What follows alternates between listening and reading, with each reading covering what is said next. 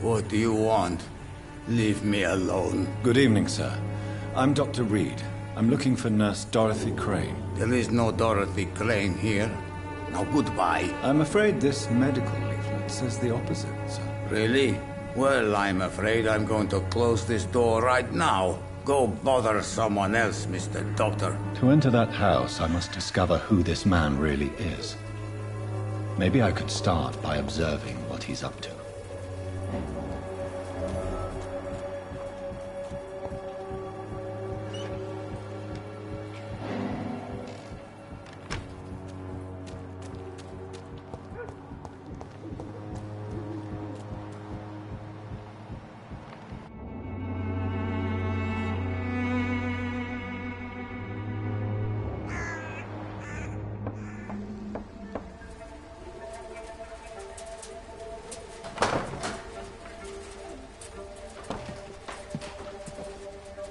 A strange man was at the door with a pass for our medical facility. I refused him entry. Darius, how could you know he didn't need our help? His clothes were too finely tailored to be for Whitechapel. Perhaps just a friend of that stray poet who is always about. Richard Nithercott? No, not of the same cloth, this man. I suspect some machination from that journalist. Clayton Darby. Is he still asking questions? Yes. I saw him drifting around St. Mary's Church. I swear he is tracking me just downwind.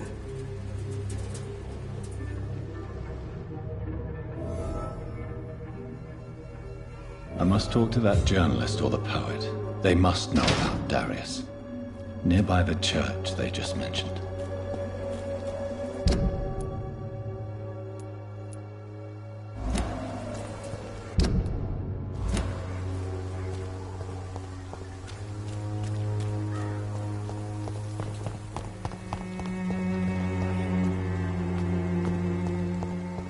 Cheap price, good quality. Come on, take a look. Don't be afraid. Welcome, sir. Please, take a browse of my wares. I am Dr. Reed. I would like to ask you a few questions, if you don't mind. Doctor? Interesting. I'm Barrett Lewis. Usually I don't have time to waste with talk, but at this hour of the night I can hardly refuse. Do you need help, sir? I only need you to purchase something from my shop, sir. How is business around here? Business? I have no business. Between this racket, theft, and customers getting scared, I'm losing money every day. I see. Sounds like you blame someone in particular for your situation. It's no secret Joe Peterson spends his time harassing merchants. But with me, he's trying to put me out of business once and for all.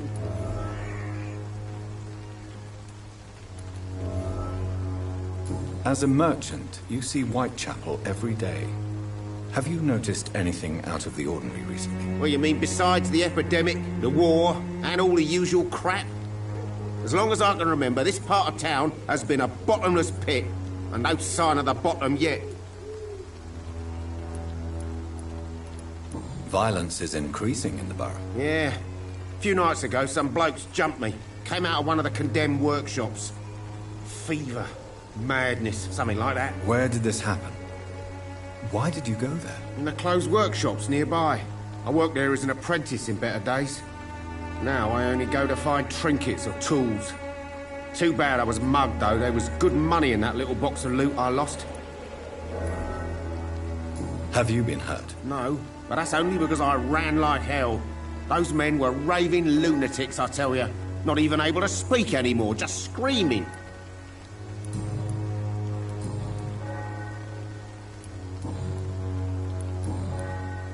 Have you heard of a nurse called Dorothy Crane? Nurse Crane?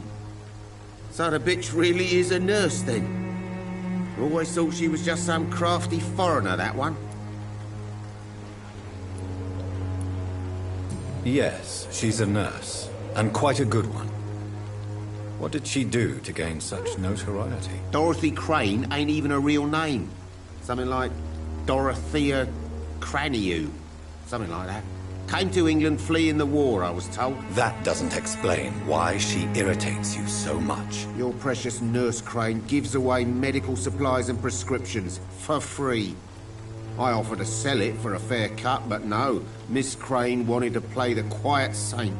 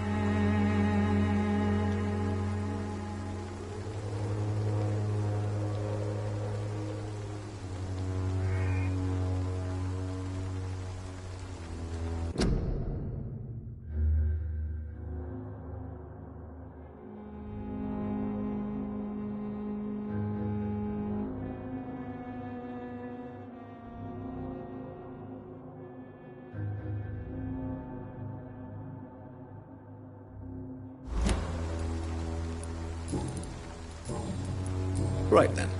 Show me what you have.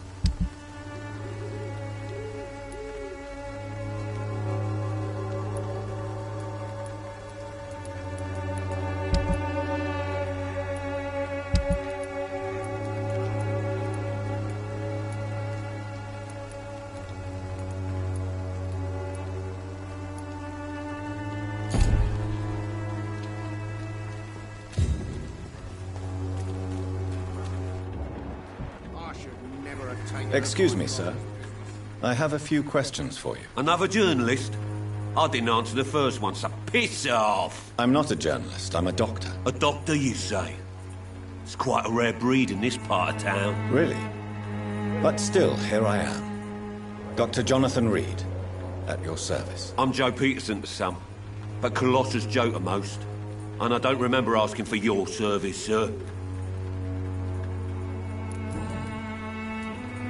May I ask what you do around here? I do whatever I want, and sometimes even more. Now sod off. Can I offer you my medical expertise, Mr. Peterson? The name is Colossus Joe. I don't get sick. According to you, physicians are scarce in this part of town. Why is that? Not familiar with this neighborhood, are you?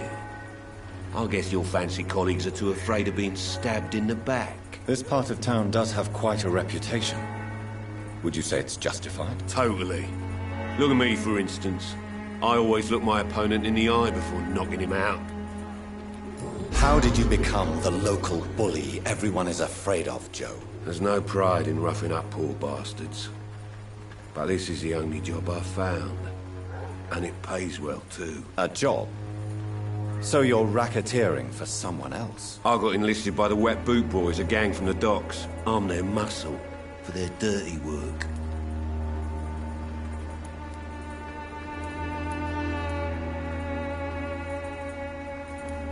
You survive at any cost, even at the expense of others.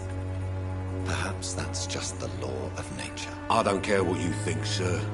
I do what I have to do for my own reasons, and that's that. I'm not sure Mr. Lewis would agree with your by all means necessary philosophy, sir. Oh, do you really think he's the poor victim here?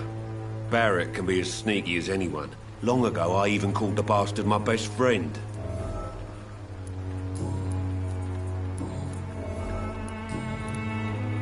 Have you heard of a nurse named Dorothy Crane? She's a colleague of mine, and is supposed to live around here. Dorothy Crane? Yeah, I know her. One of the few good souls who dare to help the sick around here. Could you please tell me more about her? She's a nice girl. Tries to help the migrants. I offered to give her a hand, but she said my reputation would attract too much attention. Goodbye, Mr. Peterson.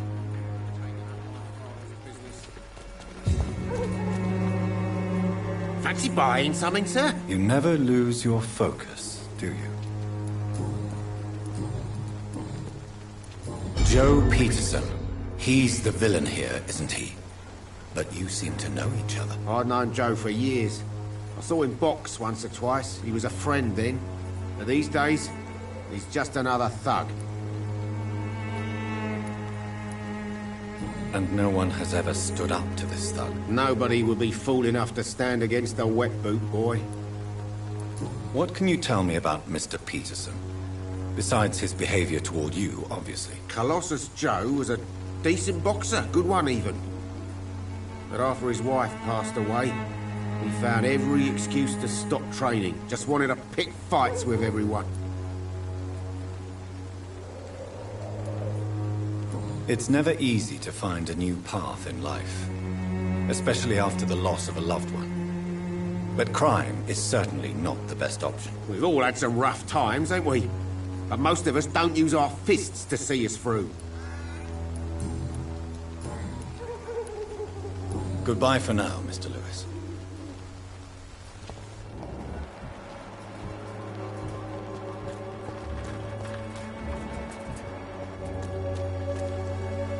Don't be shy, handsome.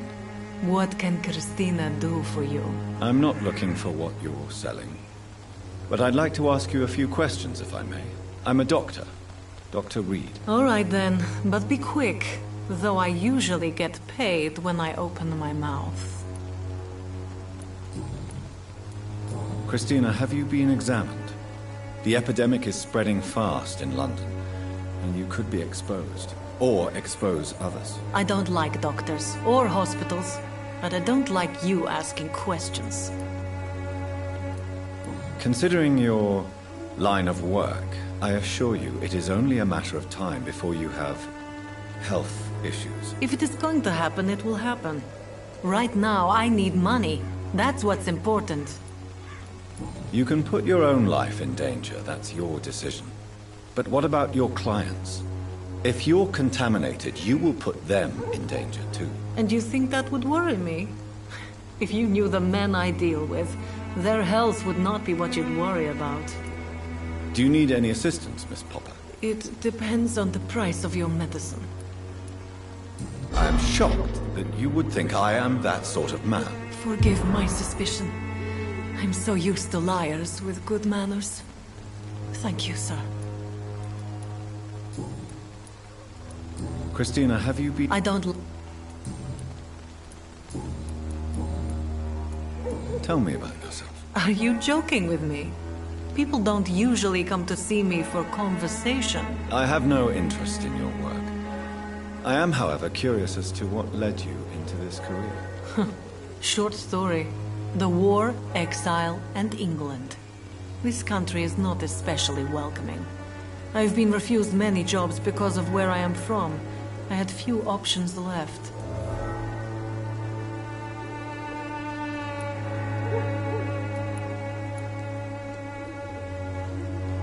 I'm sure you could have found another job, perhaps less lucrative. Maybe you should try again. And when exactly was the last time you looked for a job? Or worried about the rent, or what or when you were going to eat? Do you know Nurse Dorothy Crane from the Pembroke Hospital? Anything you can tell me about her would be helpful. I don't know her, but I know her name is Dorothea Crăciunescu. She came from Romania like me and many others. You seem to respect her. Dorothea helps the sick people of Whitechapel. Everyone should respect that.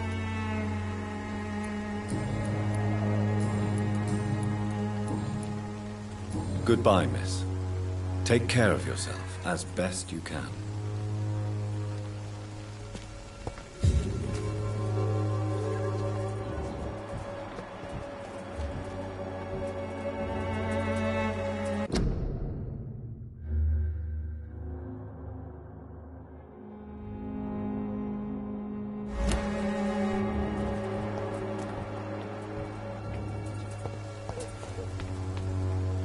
Forgive my interruption. Do not apologize, my son.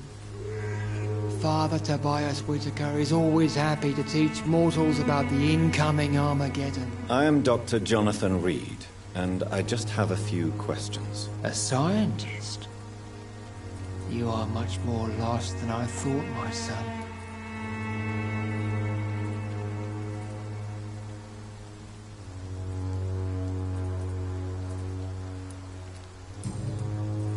What do you mean when you say that I am more lost than you thought? All scientists are entangled in a world of causes and consequences.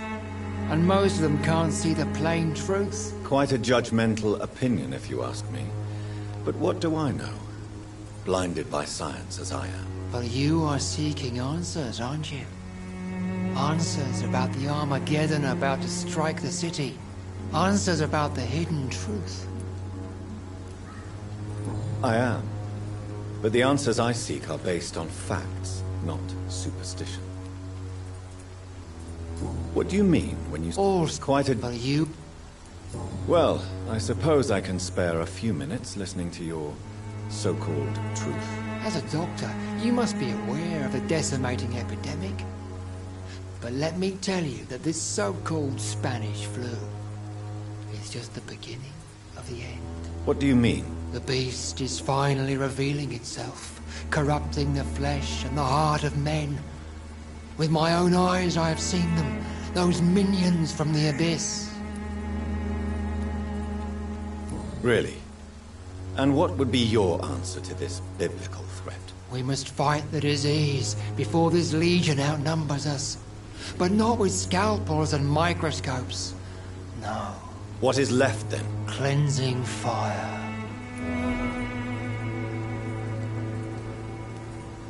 Tell me, Tobias, what exactly is your plan concerning the cleansing of this city? God will recognize his own. More than once this city has risen from the ashes, hardened and purified by the flames.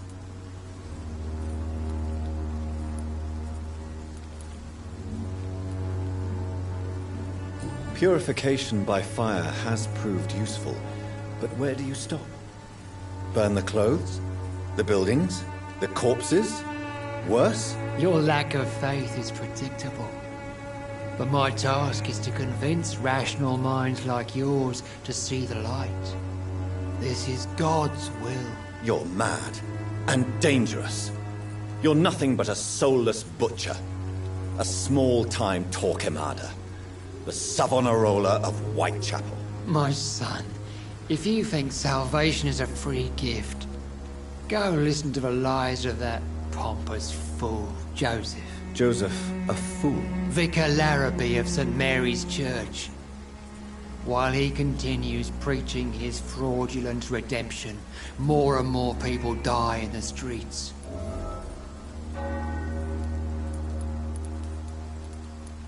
What do you mean? All's quite a... for you.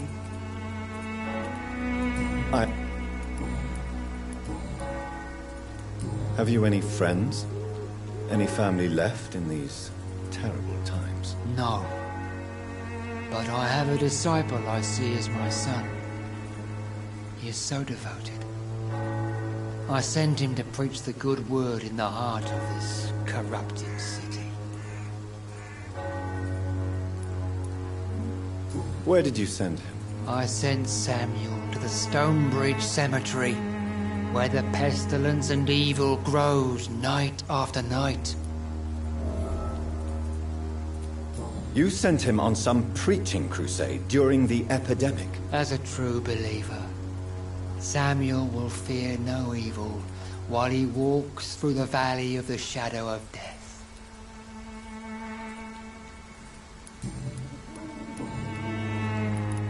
Do you know Nurse Dorothy Crane from the Pembroke Hospital?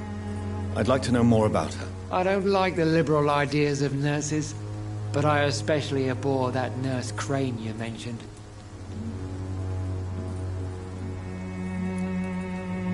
So, you're not exactly a fan of Florence Nightingale's work. But nurses are essential for modern healthcare. Nuns should be the only women allowed to take care of male patients. It's obvious only they have the necessary moral fibre.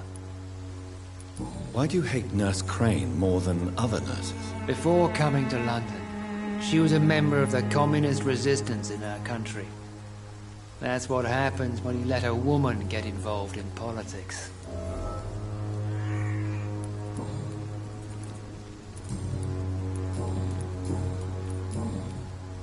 I have heard enough for tonight.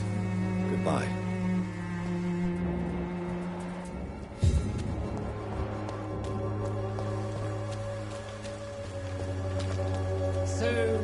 Excuse me, sir. Are you familiar with this part of town? Name's Clayton Darby, reporter. Sorry, I'm new to Whitechapel. But perhaps you could help me since you're a journalist. My name is Jonathan Reed. Dr. Reed, the famous surgeon. I'll gladly help if I'm able, sir.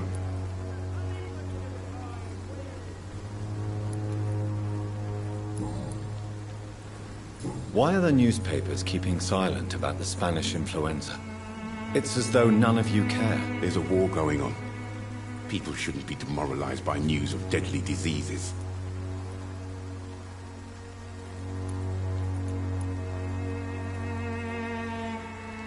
It's a disgrace. People are left to die alone. No one is properly informed of the risks. These are bad times indeed. So much for the glorious British Empire.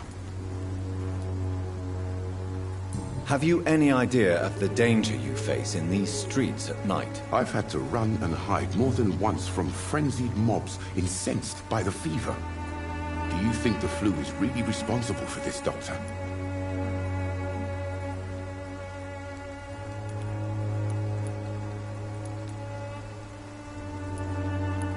that science is unable to explain the facts doesn't mean there is no rational explanation. I confess, I share your point of view, Doctor. Christina Popper claims she sells her body because she can't find any other work. Do you believe her? Of course I do. Her story is exactly what I want my readers to understand. We live in an intolerant and divided nation. Do you think things will ever change, Mr. Darby? I believe the situation can only improve. And now that women can vote, I'm convinced things will change. What is a journalist doing in this borough after sunset? He goes where none of his colleagues would dare to go, to inform the country.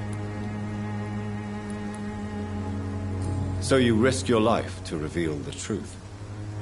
I saw many reporters do the same during the war. Whitechapel is the crucible of so many untold stories and tragedies. I want people to know them.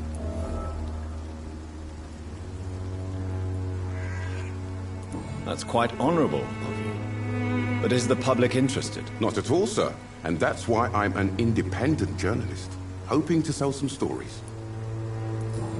Do you need assistance? That would be nice of you, Doctor. Who knows what I may have caught during my investigation. If you persist in investigating the most pox-ridden boroughs of London, you must accept the risks. Thank you, sir. I heard you're investigating an underground medical dispensary in Whitechapel. What do you know about it? Not much, I'm afraid. They are wary of strangers, and I'm not really an acquaintance of theirs. Why do you care?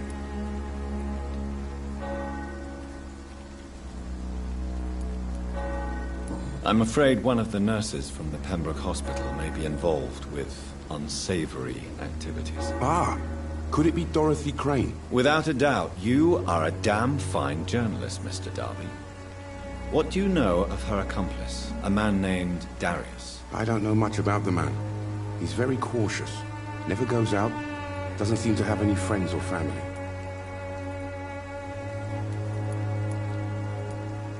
He has no relatives at all? No, except for that strange man, a poet named Richard Nethercott, who sometimes comes by.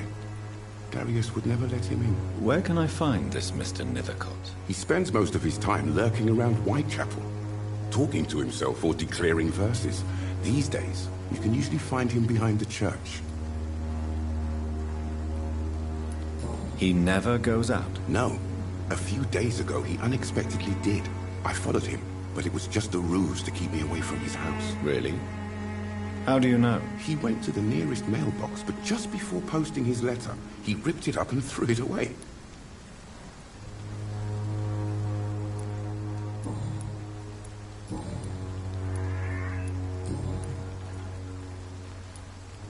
Goodbye, Mr. Darby. Farewell.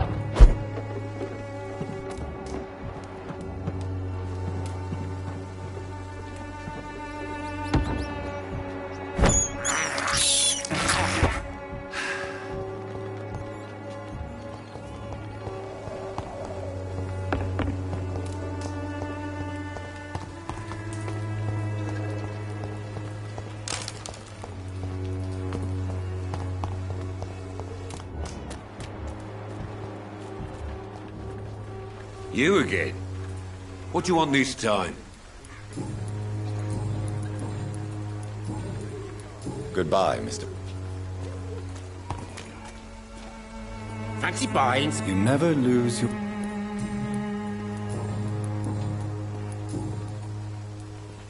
Goodbye.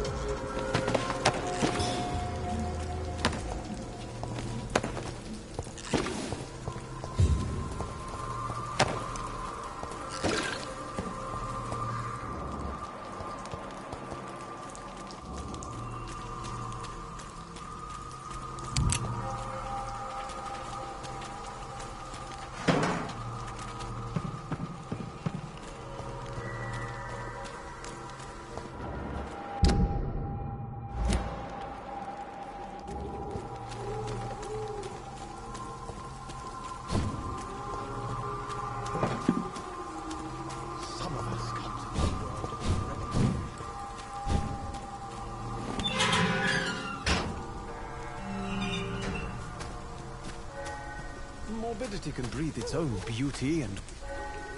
Good evening, sir. I'm Dr. Reed. I would like to ask you a few questions. Please be my guest. Although I may not be the best informant regarding this part of town, my words speak about that which the eyes cannot see. Really? Are you an artist of some kind? I'm a poet, sir. Richard Nethercott, at your service. Tell me, Mr. Nethercott, why seek inspiration in Whitechapel? The place is not beautiful per se, but how to explain it? Stirring and challenging.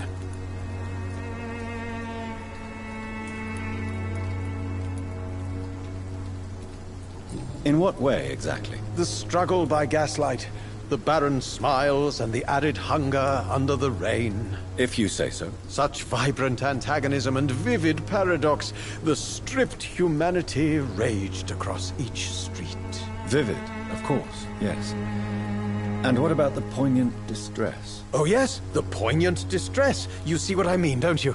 That's what I want to write about, and that's what Whitechapel is made of.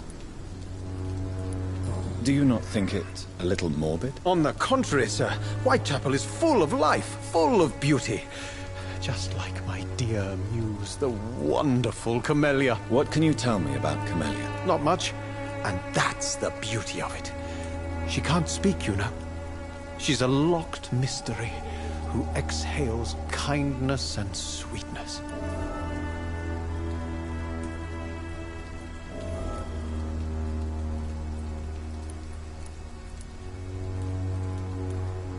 Perhaps you're just afraid to find out the truth about your muse. One day, perhaps, I'll ask her to come with me. But will she still be my wild flower of Whitechapel if she moves uptown? And have you ever tried to learn more about her? Where she lives?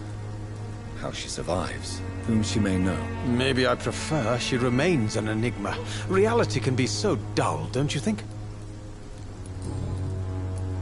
Do you need medical attention, sir? It may be wise to let you prescribe me something.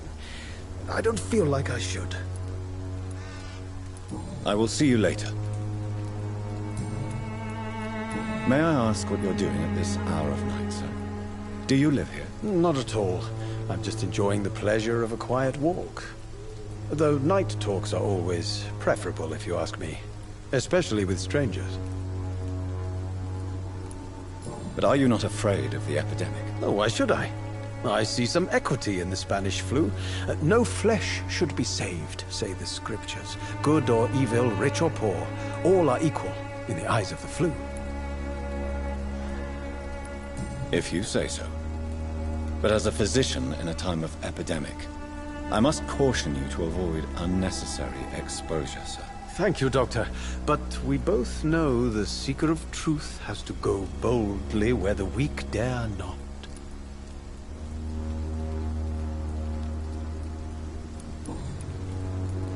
What are your thoughts on the terrible situation in the city? Terrible, you say? No. Of course, the death of so many innocents is a tragedy. But the scourge has not been all bad for the city. Oh, no, sir. What are you talking about? Do you remember London before the flu? Noisy, cacophonic, quiet nowhere to be found. And now, listen to this oddly peaceful silence.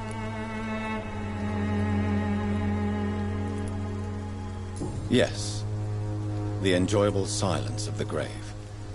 You have a unique perspective on the situation, I must admit. Most people fail to understand my perspective. I don't blame them. But how could I call myself a poet if I veiled my feelings? Are you aware that your life could be in danger in this part of town? But this is where I must be to feel the real beat of the city. I had to come, see it for myself, alone.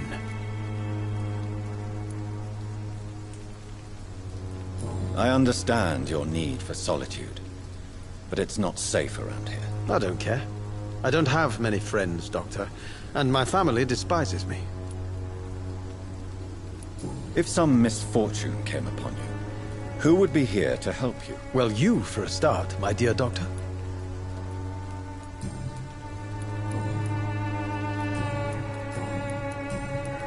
Tell me, Mr. Nethercott, why seek inspiration in Whitechapel?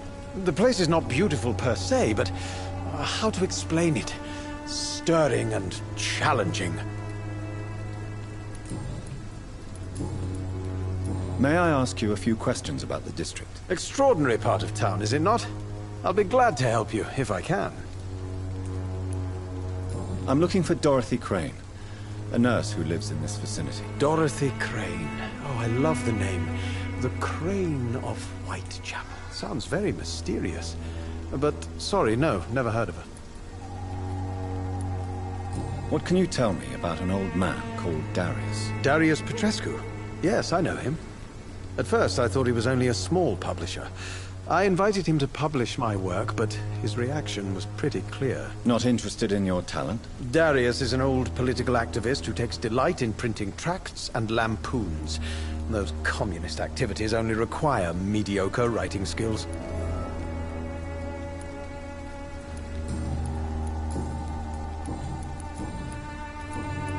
I'll leave you alone, sir.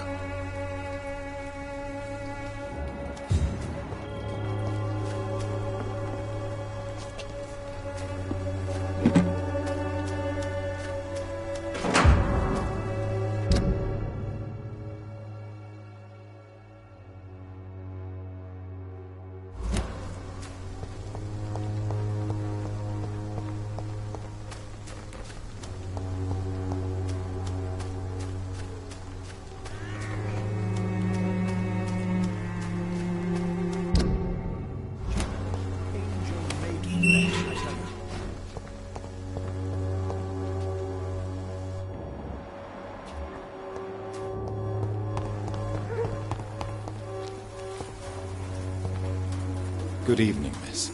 I'm Dr. Reed. I'd like to ask you a few questions.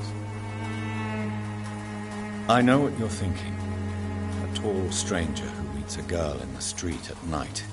It reeks of the penny dreadfuls. But I mean you no harm, truly.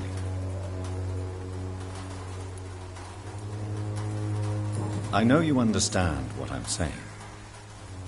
Your silence has nothing to do with you being rude, does it? Tell me about Richard Nethercott. I understand he is quite fond of you, Camellia. You don't seem to need my medical attention for now.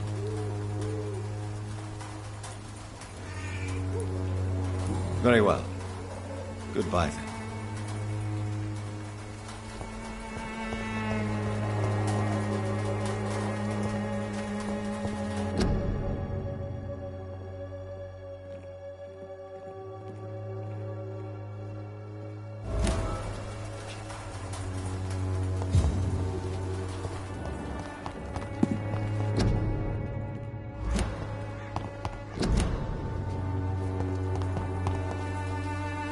Hello again, miss. Camellia, I know you work for Dorothy Crane. Please tell me about her secret dispensary. A stubborn and mute comrade. Nurse Crane and Darius Petrescu have been clever. Very well. Goodbye then.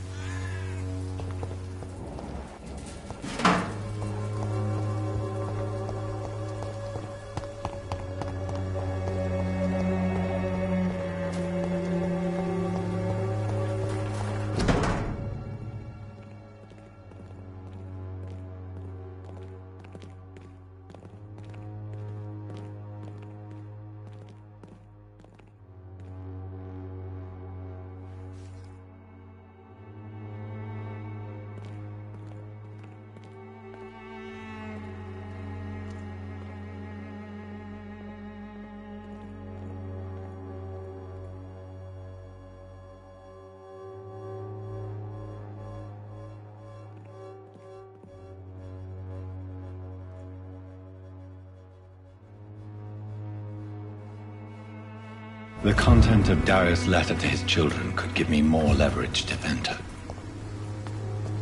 Darius is a bit less of a mystery now.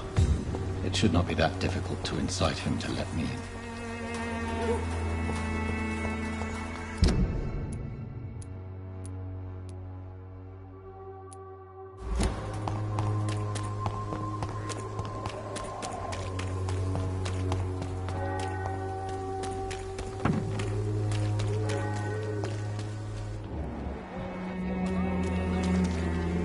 Good evening, Christina. Change your mind, Mr. Reed?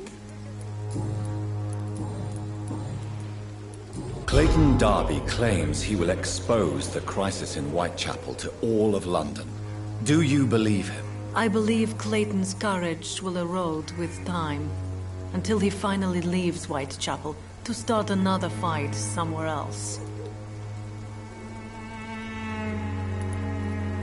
Why this skepticism? How can you speak about starvation if you've never been hungry? Or about poverty? Or anything else you have never suffered from? Are you talking from experience? I've seen your type come here to get a good fuck in a cheap room or a dark alley before going back to their fancy houses in the West End.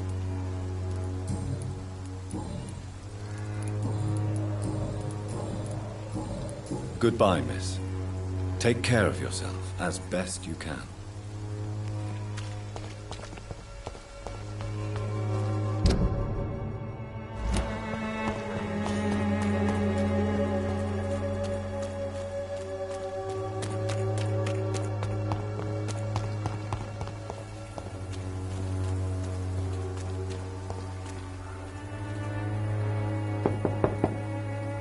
Mr. Petrescu, just 1 minute, please. You again?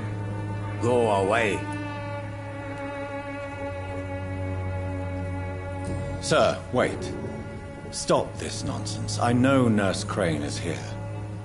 Shall we speak man to man, you and I? All right. Speak up. Don't you see we're on the same side? We fight to help the poor, sick, and abandoned. I'm nothing like you, Mr. Doctor. Yes, you are. You too believe in providing medical care without charge. You know what we have to sacrifice to make the world a better place. I have to admit your words have conviction. All right, I'll let you see Dorothea.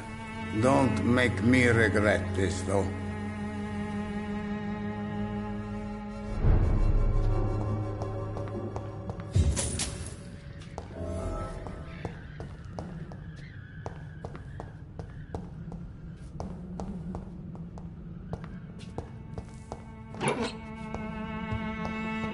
It's locked.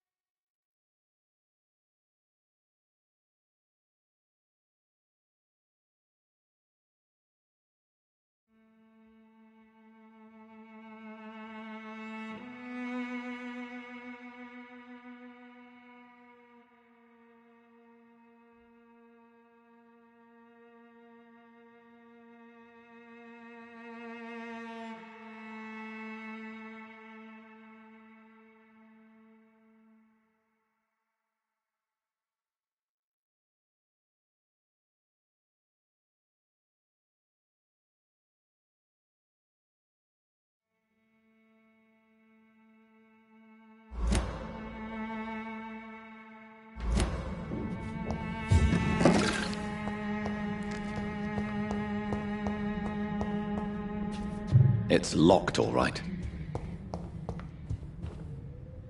If you want to talk to Dorothea, you must go across the courtyard and take the stairs. We've not been formally introduced. May I ask your name and occupation, sir? I am Darius Petrescu. I'm here to keep snitches and spies away from Dorothea. And I also run this little print shop. So Dorothy's real name is not Crane? Like myself and many people in this area, Dorothea is from occupied Romania. That's all you need to know.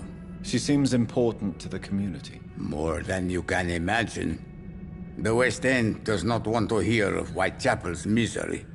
Dorothea is one of the few doing something about it. Tell me everything you know about Camellia, the mute florist. I do not believe in the afterlife, Doctor, but I'm almost convinced Camellia is an angel. She volunteered to give out our medical leaflets. Are you not worried for her safety? She is as brave as she is tough, and clever, too. If only I had met her when I was younger. Are you in love with Camellia, Mr. Petrescu? Don't be stupid. If I had met her when I was younger, we could have won our revolution. Who is she, really? Do you know where she's from? She's not from around here, that's all we know. Camellia is not even her name. It's her favorite flower. You say she has no close family? Well, there's that awful poet who constantly follows her around like a lost puppy. A good man for sure, but a very poor writer. Tell me everything you know about Camellia. I do not believe... Do you need some help, Mr. Petrescu? I am very tired, but that is all. I don't need you, Doctor. Well, if...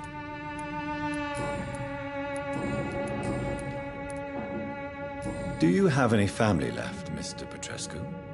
Children or grandchildren? Who knows? I have abandoned my people for so long, they might as well be dead. As dead as I am for them, I suppose. Don't be embarrassed, sir. If you must know, my own father disappeared many years ago, and I forgave him. It's quite awkward to talk about our families like this, but... Thank you, Dr. Reed. I appreciate your trust. This war won't last forever. Did you ever think of returning to your country now it's free? No. I have taught strength and determination to my sons and daughters. I'm an old, dying man who only has memories of better times to cherish. How did you meet Nurse Crane, Darius? Why does she trust you? I'm her oldest friend in England. Dorothea and I share many ideas about this country and about the country we left. You mean occupied Romania, don't you? Even if not directly, I fought against your enemies. Really? Then perhaps you have more in common with Dorothea than meets the eye, Dr. Reed. I know you fought for your country when it was occupied, Darius. Tell me more about it. I know my days are numbered, and I know I won't see my homeland again. But I fought for Romania all my life, and I will until my last breath. But Romania escaped the grasp of the Austro-Hungarian Empire. It's a free country again. It is not the country I fought for. My homeland is not appeased, Doctor. And I still see a dark future ahead for my people. Goodbye, Mr. Petrescu.